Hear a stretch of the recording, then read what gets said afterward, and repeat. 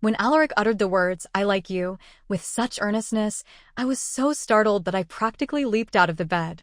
Instead of lighting a post-coital cigarette, as was his usual habit, he reached under his pillow and produced a ring. I was taken aback. "Are you planning to stop giving me money?" He gritted his teeth. "Is money the only thing you can talk about with me? Besides that, is there nothing else to discuss? Gold? Stocks? Real estate?" I countered, my voice softening. Seeing Alaric's expression, a mix of frustration and something else I couldn't quite decipher, I yielded, nestling myself into his embrace, trying my best to appear sincere. I could feel the heavy rise and fall of his chest, a clear indication that I had riled him considerably. I sighed, reaching out to pat his shoulder gently. "Let's just sleep," I murmured. The truth was, I wasn't indifferent to Alaric. Far from it. I loved him to the core, to the point where I disregarded social standing and remained by his side in this unconventional manner.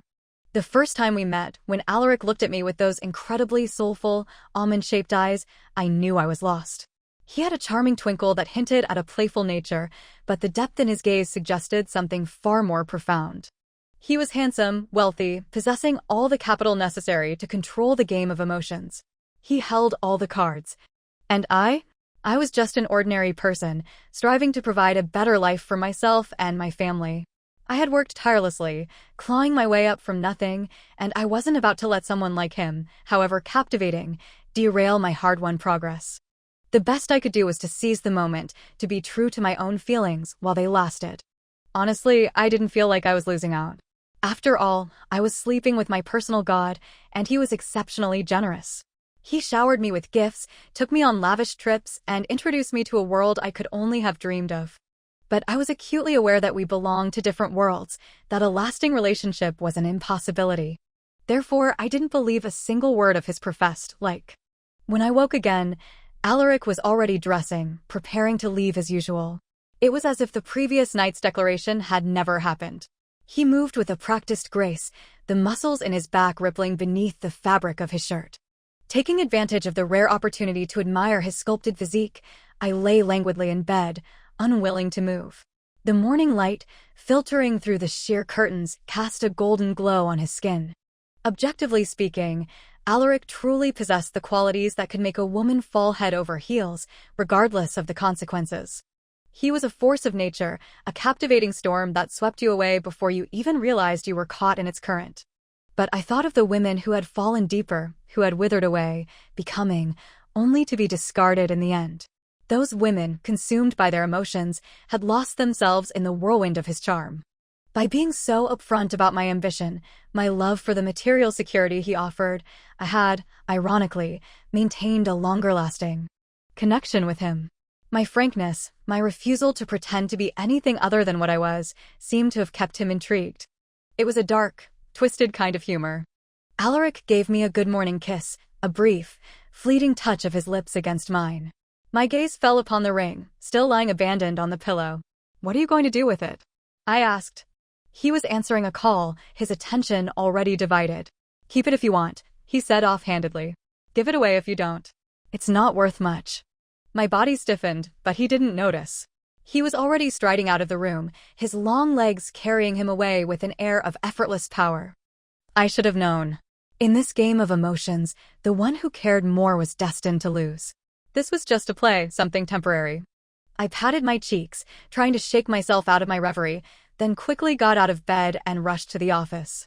What Alaric didn't know, or rather, what he never bothered to inquire about, was that I was also the owner of a company, with my own career, completely independent of him.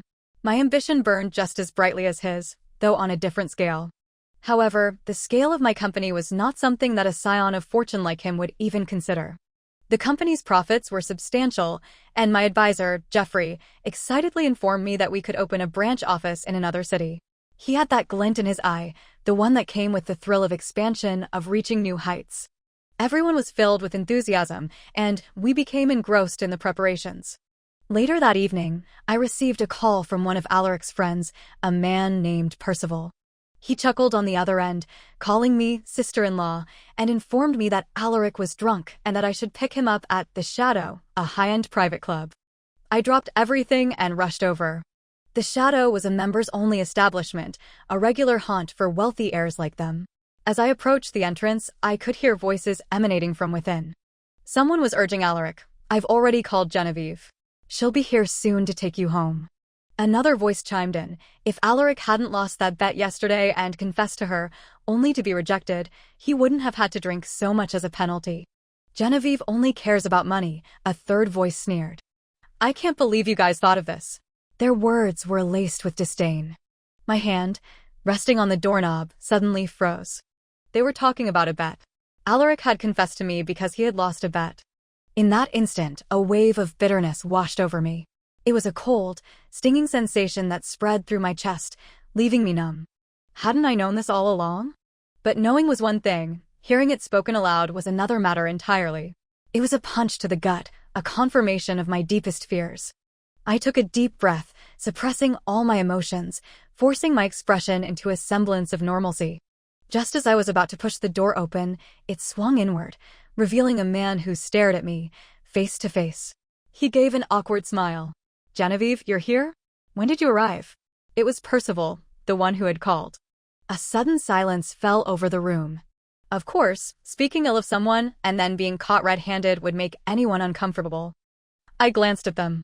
Their expressions ranged from awkward to embarrassed, except for Alaric, who sat amidst them, his face a mask of stone. His deep-set eyes met mine, and I couldn't discern any emotion in them. There was a stillness about him, a quiet intensity that made my heart pound. I ran a hand through my hair, forcing a bright smile. "I just got here," I said, my voice light and carefree. "What were you all playing that was so exciting?" After a few awkward exchanges, the room returned to its lively atmosphere. Alaric leaned against my shoulder, his hair tickling my neck.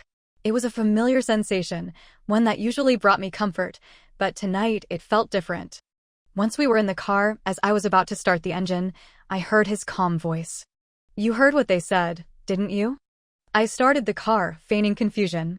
"What words?" I asked, my voice carefully neutral. Alaric closed his eyes, remaining silent. The streetlights flickered across his face, highlighting the sharp angles of his jaw and the slight furrow in his brow. But that night, upon returning home, another £10,000 appeared in my account. Alaric went to shower. I sat at the vanity, staring at my reflection in the mirror. I tried to force a smile, to appear happy, but failed miserably. "Ugh, that smile looks awful," I muttered to myself. It was a grimace, a twisted mockery of happiness. Alaric's tolerance for alcohol was not this low. After a shower, he was practically back to normal.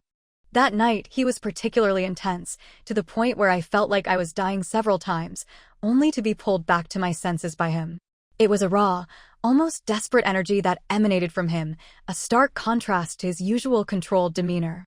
Something cool touched my hand. I opened my eyes to see Alaric slipping the ring onto my finger. "I changed my mind, Genevieve," he said, his voice low and firm. "You're going to wear this." I couldn't help but smile. What was this, marking his prey? "As long as you're mine, you'll wear it," Alaric said casually, almost offhandedly. But when I looked at his expression, I saw that his eyes belied the casualness of his tone. His eyes, usually so guarded, were filled with a rare intensity, a seriousness that sent a shiver down my spine. A flicker of foolish hope ignited within me. I quickly shook my head, dismissing it. Alaric had lost face in front of his friends. This was about him maintaining his pride, nothing to do with me. If I took this seriously, I would be setting myself up for a devastating fall. I reached for Alaric's arm, placing a kiss on his chin. "Don't worry," I said, my voice light and reassuring. "I promise I'll wear it securely." This seemed to please Alaric. He told me some stories from his past, and then he fell asleep. He spoke of his childhood, of the pressures and expectations that came with his family name, of the loneliness he often felt despite being surrounded by people. Under the dim lamplight, his handsome, almost aggressively attractive face seemed to be softened by a filter, appearing exceptionally gentle. It was a rare glimpse into the vulnerable man beneath the polished exterior. I rarely had the opportunity to observe him so closely, and such opportunities were becoming fewer and farther between. The next day, I woke up early. There was much to be done for the opening of the branch office. I couldn't afford to be absent. I hastily prepared porridge and hangover remedy for Alaric before rushing to the company. The life of a wealthy heir was not always easy. He had many social engagements, sometimes with clients, sometimes with friends, and I was accustomed to taking care of these things. Then my assistant, Beatrice, rushed over, her face etched with concern. "Madam, Ophelia has intercepted our order again." Ophelia was the company of Isolde, a woman who was also part of Alaric's circle. However, she harbored a secret affection for Alaric and viewed me as a thorn in her side, occasionally causing trouble. Soon, I received a message from her. "How does it feel? Still happy about being confessed to?" I switched off my phone, feeling a wave of helplessness. How could I possibly compete with her? Everything I possessed, I had earned through my own hard work and determination. I couldn't afford to gamble. I had built my company from the ground up, pouring my heart and soul into it. Fortunately, with Alaric's presence, she didn't dare to go too far.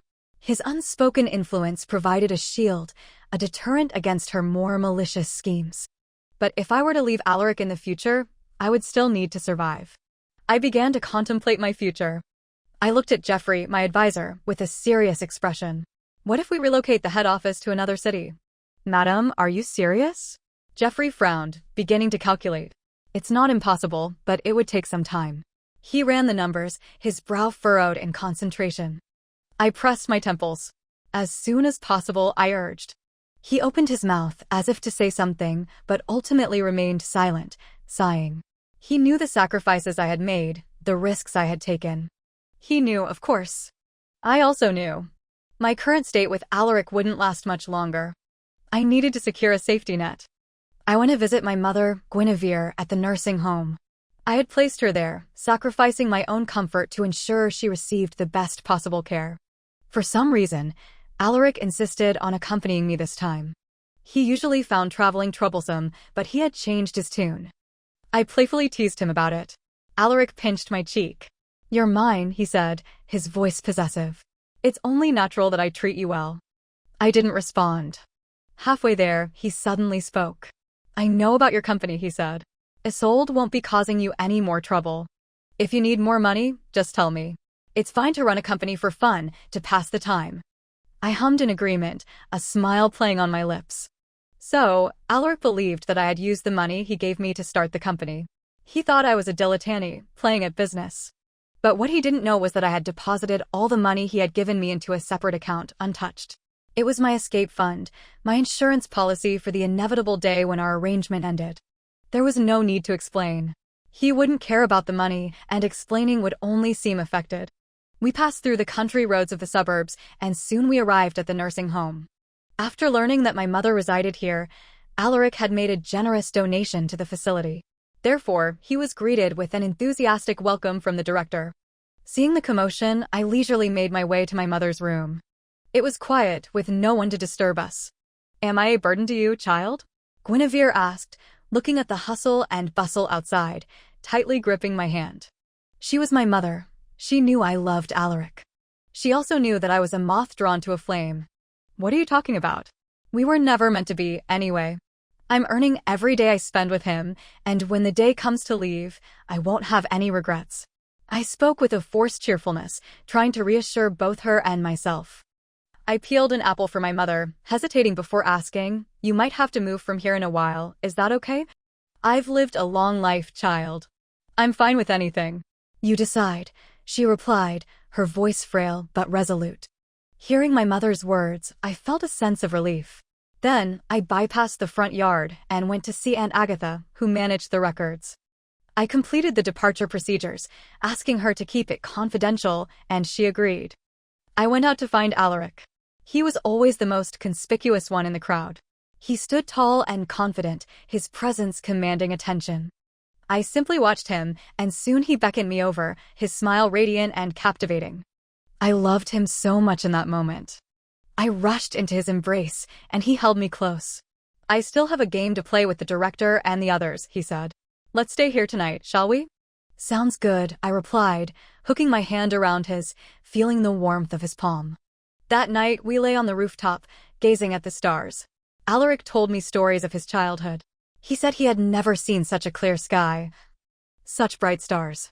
He seemed genuinely moved by the simplicity of the moment, a stark contrast to the gilded cage he usually inhabited. I held his hand, tracing its lines, and suddenly asked, "Aren't our rings a pair?" "You little heartless thing, you finally asked," Alaric said, reaching into his pocket and producing a box. "I was waiting for you to put it on me." With that, he handed me the ring box. It was an expensive ring, the light in the box casting a soft, white glow. But at that moment, all I could see was the smile in Alaric's eyes. It was brighter than the stars. For some reason, I almost burst into tears. I lowered my head, placing the ring on Alaric's finger. Then, I held our hands together, as if we were truly a couple. I made a comparison. "Your hand is so big." Alaric wrapped his hand around mine, slowly clenching it. "Yes," he said, his voice soft and low. "That way, you can't run away." I smiled, leaning into his embrace, and whispered, "Alaric, I love you." Alaric patted my shoulder, pausing for a moment before saying, "Me too." I closed my eyes, reminiscing about our time together. It seemed that I truly had no regrets. But that day still arrived. A gala hosted by the Pendragon Corporation invited people from major companies, and I was on the guest list. Alaric, as the heir to the Pendragon Corporation, wouldn't notice such a small detail. I didn't tell him. I personally helped Alaric adjust his clothes and saw him off. He never brought me to social events, and I never asked for anything. Everyone knew what this meant, as if we had tacitly agreed. Then, I changed into an evening gown, dressed meticulously, and prepared to leave. However, after some thought, I decided to wear the ring he had given me. The reason was somewhat ridiculous. I couldn't bear to leave it in the box. When I arrived, there were already many people present. The banquet hall of the hotel under the Pendragon Corporation was luxurious and prestigious, and the attendees were all wealthy and influential. I was just there to make an appearance, collect some business cards, and expand my network. However, I didn't expect to see Alaric so soon. He was wearing a tailored suit, making him look incredibly noble and elegant. And the female companion on his arm was none other than Isolde. They stood there, chatting and laughing with others, a picture of perfect harmony. Someone teased them, their voices carrying across the room. The Pendragon and Lefay families have always been close. You too. Good things must be coming soon, right? I could only see Alaric smile, and then Isolde stood on her tiptoes, her face flushed, and planted a kiss on his cheek. Alaric smiled at her, not rejecting her advance. They stood under the spotlight, an undeniably perfect match. Compared to the dimness of my corner, they were in a completely different world. Laughter erupted around them, but I felt as if a cold wind had swept through my body. Slowly, it numbed my limbs. When I came back to my senses, the ring on my finger felt unusually hot. I found it unbearable and wanted to take it off. But the more anxious I became, the more stuck the ring seemed. Just then, a man walked by, and in my haste, I accidentally knocked over the wine glass in his hand.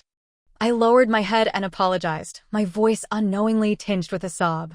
Fortunately, the man was gentle. He told me it was all right, that he would take care of it, and that I shouldn't be afraid. He was kind and understanding, a stark contrast to the coldness I felt inside. The commotion quickly drew attention. I heard a familiar voice ask what happened. My back stiffened. It was Alaric. At that moment, all I wanted was to leave. I stumbled a few steps. But it was too late. Just as I rounded the corner, a hand grabbed my arm. "Genevieve, why are you here?" Alaric's voice was low, and upon closer listening, there was a hint of panic. I closed my eyes. Midnight had arrived. The pumpkin carriage would revert to its original form, and I would return to my own world. Alaric took me back to his home. Home, in this case, was simply another property he owned. Another possession. Alaric was no more lacking this house than he was lacking me. I was replaceable, an object in his vast collection. I sat calmly across from him. I had long known this day would come. I had rehearsed it countless times in my mind. So much so that when it finally arrived, I was surprisingly composed. My heart, which had once fluttered at the mere thought of him, was now steady, almost eerily so. Alaric remained silent, his gaze fixed on me, searching. I sighed, breaking the stillness, and uttered the words that had been brewing within me for so long. "Let's break up." He stared at me for a long while, his dark eyes intense. "Genevieve," he finally said, his voice low and laced with a hint of disbelief, "didn't you say you were with me only for the money?" I knew that if I simply said no, I could continue to remain by Alaric's side. I could receive his pity and charity, become his secret lover, a hidden indulgence. But that was not my path. I had built myself up, brick by brick, and I would not be reduced to a kept woman. I smiled, a faint, sad smile, and shook my head gently. Alaric, I said softly, I've earned enough money from you. He seemed taken aback by my candid admission. His composure, usually so impeccable, faltered. I clearly saw his hand tremble, a slight tremor that betrayed the turmoil within. I continued, my voice unwavering, it's time for us to end this. I'm truly tired of it. Alaric jerked his head up, his eyes wide with a lingering disbelief. The arrogance that usually veiled his emotions was stripped away, leaving him raw and vulnerable. Genevieve, I was just about to tell you that Isolde and I were just putting on a show. His voice was strained, almost pleading. I tilted my head slightly, meeting Alaric's gaze without flinching. Funny, I replied, my voice laced with a touch of irony, I was just putting on a show with you too. Alaric's face darkened. Without another word, he left, the slam of the door echoing through the vast, empty space. The sound reverberated through me, a final punctuation mark on our relationship. I slowly exhaled, a long, drawn-out breath that carried with it all the tension and anxiety I had been holding in. It was so simple, after all. Alaric and I were over. A few days later, his friend, Percival, came to see me, bringing a contract. He informed me that Alaric had gifted me the apartment. A luxury high-rise apartment in a prime location in the city, it must have been worth at least 8 figures. Alaric was certainly generous to a fault. I smiled and said, okay. Then, after Percival left, I packed my belongings. I was leaving behind a life of luxury, but I was taking with me something far more valuable, my self-respect. Before leaving, I walked through the apartment one last time, closing my eyes, recalling all the moments we had shared, both good and bad. I allowed myself to feel the lingering echoes of those memories, then locked them away in my heart, sealing them off. I left the contract and the ring on the table, along with the bank card containing all the money Alaric had given me. If it was over completely, as if we had never met, leaving no trace behind. I wanted no reminders, no lingering attachments to a life that was no longer mine. I moved to a second-tier city. After a period of hard work, my company had already relocated there. The energy of the city was different, less frenetic, more grounded. I also brought my mother, Guinevere, over and found a nursing home for her. I was determined to start a new life, a life built on my own terms. A fulfilling career and the company of my family filled me with the drive to strive forward. I was building something real, something lasting.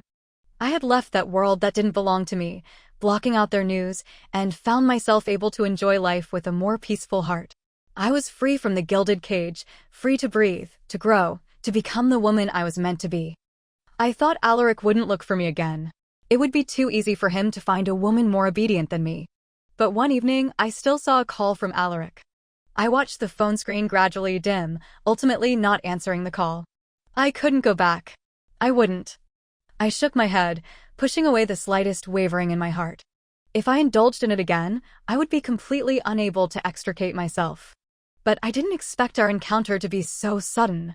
That day, as I was passing through a small alley, someone suddenly covered my mouth and dragged me in. Before I could even cry out for help, I smelled the strong scent of blood.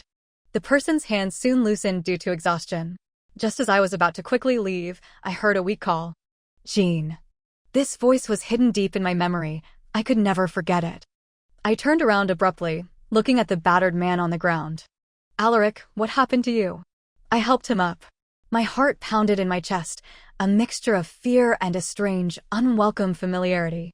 He glanced at me, then lost consciousness, his hand tightly gripping my sleeve. I didn't want to have anything to do with him anymore, but that didn't mean I could watch him die. I took Alaric to the hospital. The doctor was also very nervous, saying that if he had been brought in any later, he might not have survived. I looked at Alaric's injuries, unable to speak. The severity of the wounds spoke of a deliberate, brutal attack. He had told me stories of his childhood, of being kidnapped before, but I never imagined the situation would be so dire this time. I stayed with him all night, then went home to cook porridge and bring it to him. At the door, his friends had already arrived. I knew he would be safe now. His inner circle, his loyal retainers, were there to protect him. Just as I was hesitating, his friends saw me. I handed the porridge over, intending to leave, but I was stopped. "He wants to see you," Percival said, his voice grave. I shook my head, wanting to refuse, but at that moment, the door suddenly opened. Alaric stood at the doorway, his face pale. The two bodyguards beside him could barely support him. Blood was seeping from his wounds. Alaric just looked at me, without a word, but the persistence on his face was unmistakable. If he continued to stand there, he might bleed to death. I sighed and followed them inside. I poured the porridge into a bowl and pushed it towards him. Then I realized that Alaric couldn't drink the porridge himself. I turned around and called a caregiver over, not noticing the flash of disappointment in his eyes. He silently finished the porridge. Soon, only the two of us remained in the ward. "I was kidnapped," Alaric said weakly. "Someone in the Pendragon Corporation wants to seize power." I thought for a long time and only managed to say, "Be more careful." There seemed to be nothing else I needed to worry about. Alaric looked at me, speaking with difficulty. "I need to recuperate here. Could you take care of me?" With one word from him, countless women would rush to take care of him. Why would he need me? I opened my mouth, about to refuse. Alaric quickly added, "Of course, I'll pay you." With those words, silence filled the ward. Then I heard Alaric's self-deprecating laugh. His voice was filled with profound disappointment.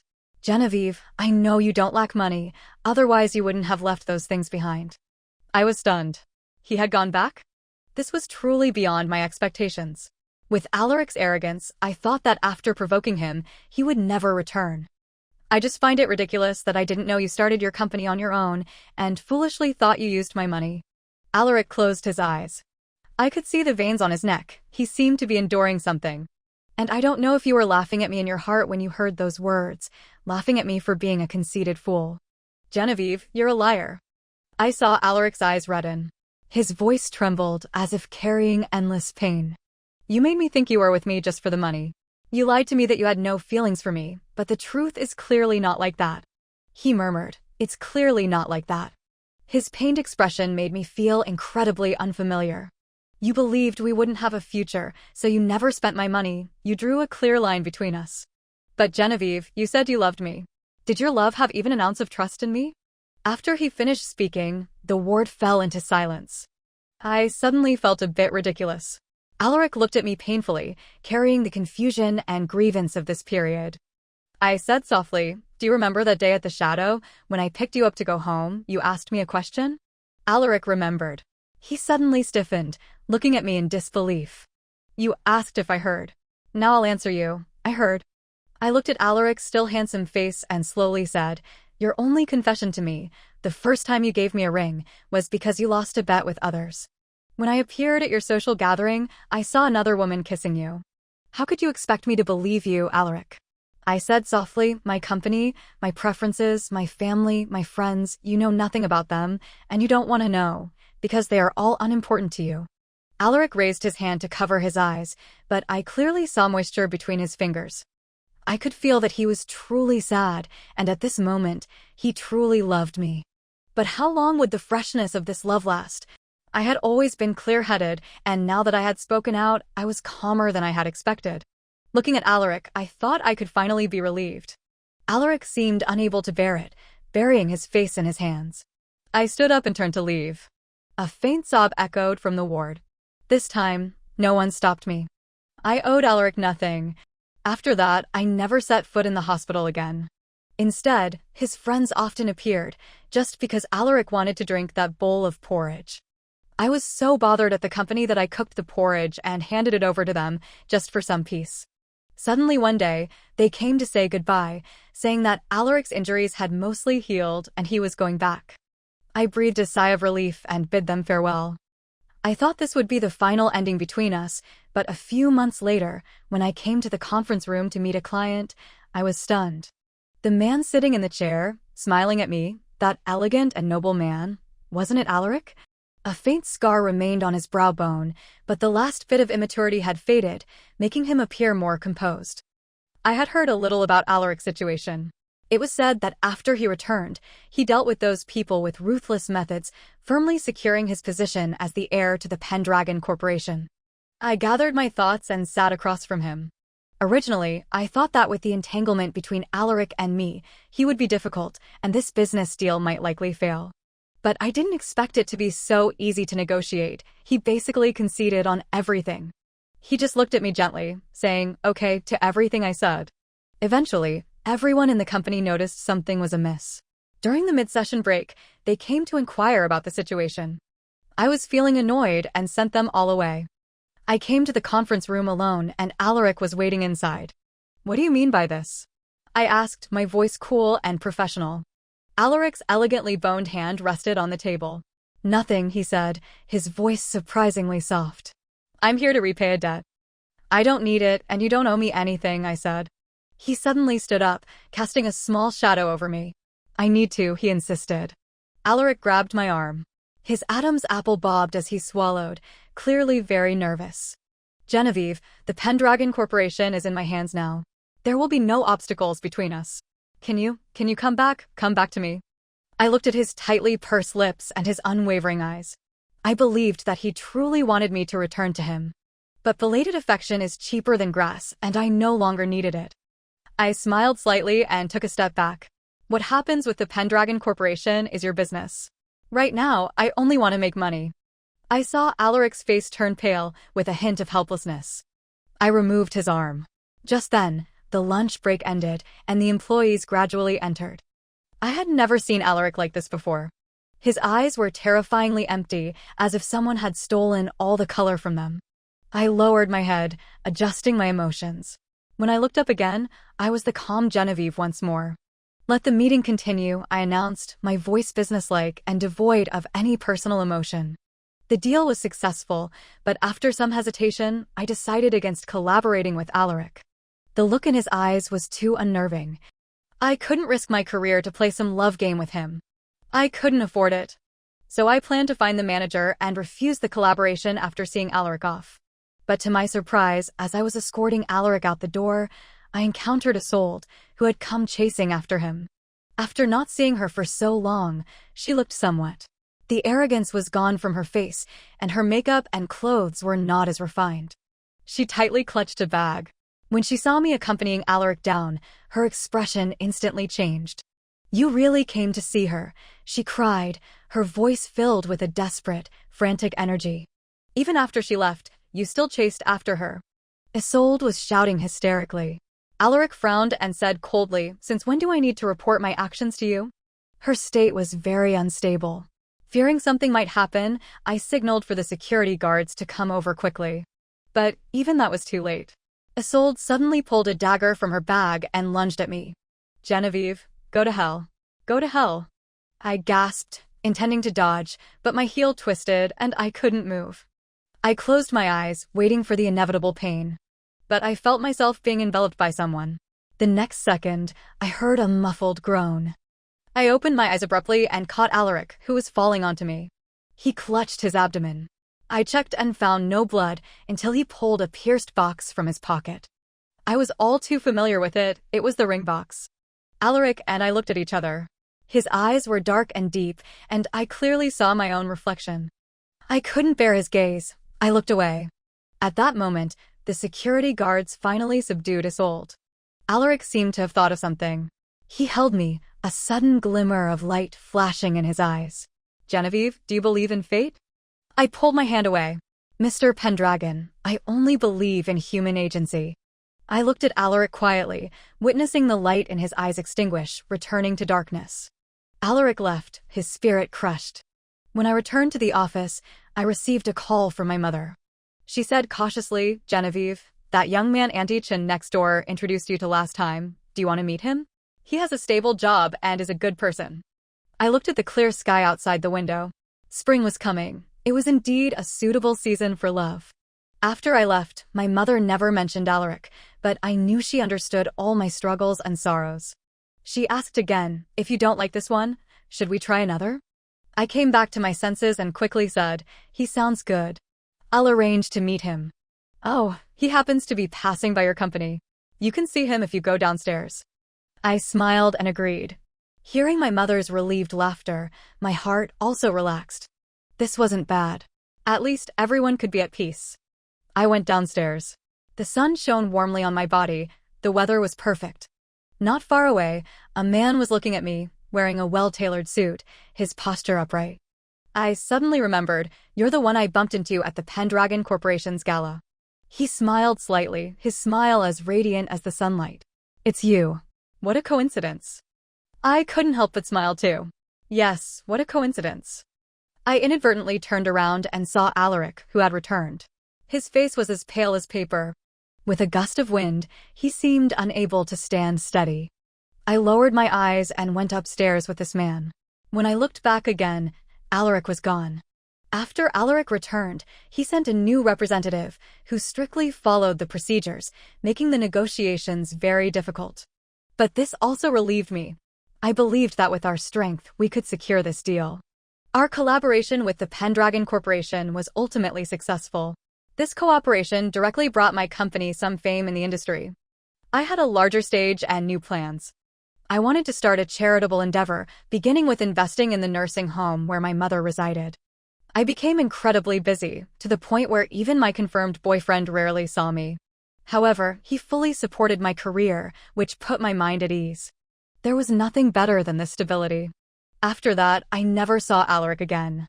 I heard that he no longer pursued romantic relationships and became a workaholic. The Pendragon Corporation's holdings also developed unprecedentedly under his leadership. But occasionally, I would see him downstairs at the company. He would just sit in his car, smoke a cigarette, and then leave, as if he just wanted to see with his own eyes how I was doing. And at those times, I would shake my head and leave. Everything from the past seemed to be slowly dissipating with time. We were ultimately heading towards our separate lives.